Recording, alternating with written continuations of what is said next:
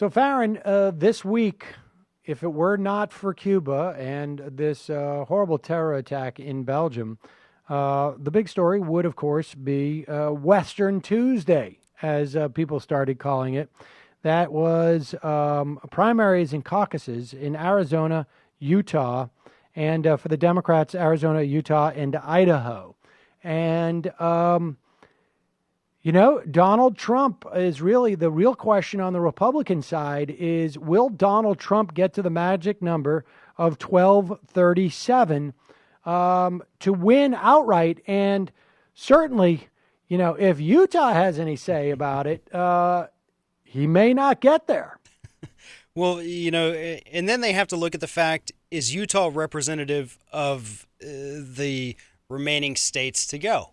It's possible with, maybe not as large of a Mormon population, but the ideals and beliefs in general of the Republicans in that state are reflective of the rest of the Republicans. So Trump is not a sure thing. And I don't know if that's a good thing for the Democratic Party. I think obviously the polls right now are still showing that the best chance of having a Democrat win the White House this year are having Donald Trump as the Republican frontrunner. The other scary thought is, if we do end up in this brokered convention and by some haphazard accident, Donald Trump ends up with an independent bid for president. Now, what's going to happen, and I know I'm getting ahead of myself, but what's going to happen in that scenario is, if we have Donald Trump as an independent and a Ted Cruz as the nominee, they're going to concede the White House. But that is going to drive so many conservatives to the polls that there is no way they will lose the Senate or the House or any of these state governments. So my take on it is, we need Trump to hit that number, because that is our best shot in November, not just for the presidency, but to try to take back the Senate and try to take back some of these state governments that are up. All right. Well, my speculation about this is different. I mean, I think I'd say it's close to even odds that he gets to 1237. It's really unclear now. This week, Jeb Bush, in what is perhaps the greatest piece of non-news news, endorsed Ted Cruz. I mean, and I just want to stop and think about this for a moment. The Republican establishment seems to be now embracing Ted Cruz. It's going to be too little, too late. I think he is being used as as basically just a tool, and I think he's. I don't think that people should kid themselves in any way. The support for Ted Cruz has nothing to do with supporting Ted Cruz as their nominee. I mean, this is how it's going to go down. There's no doubt that Donald Trump is going to have the majority of delegates. The question is, will he have 1237? Now, he won't, or he might, but let's assume that he doesn't. He goes in with, let's say, 1,200 delegates.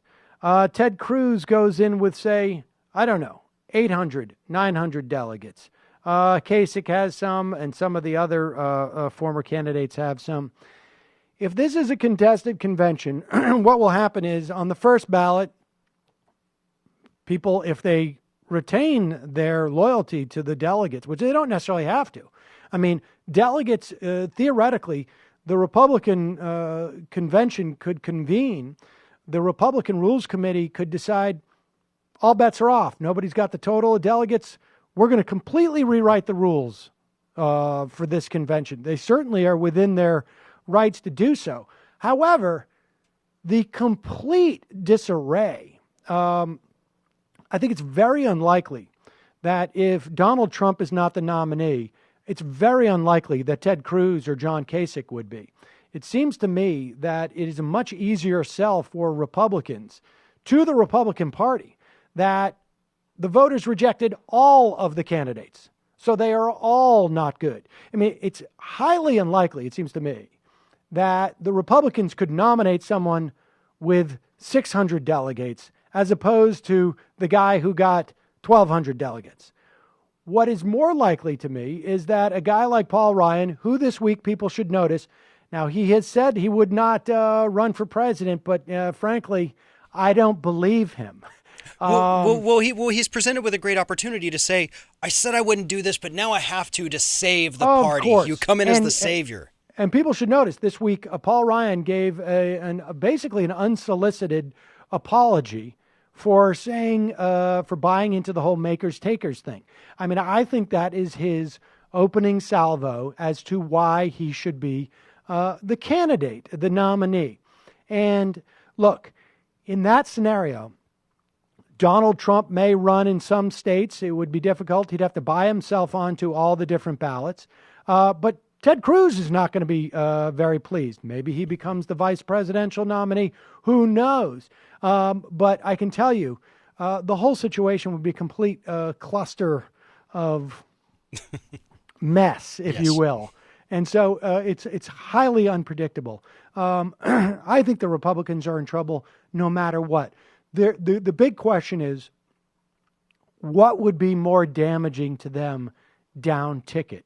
A Donald Trump candidacy or, because if Donald Trump runs as an independent, or if Ted Cruz runs as an independent, or it's not clear to me that there's not going to be enough rancor that anybody associated with the Republican Party won't pay a price from their own former voters. It's really unclear. So, from a left or progressive or Democratic perspective, I think that you're hoping for as much disarray as possible. Any lack of clarity is certainly helpful. And I can tell you, if Donald Trump does not hit 1237, or even if he does, I'll give you the only piece of investment advice that I have ever given in my entire radio career. And that would be to buy popcorn futures, because people are going to want to sit back, enjoy some popcorn, and watch the fireworks. This is going to be craziness on the Republican side.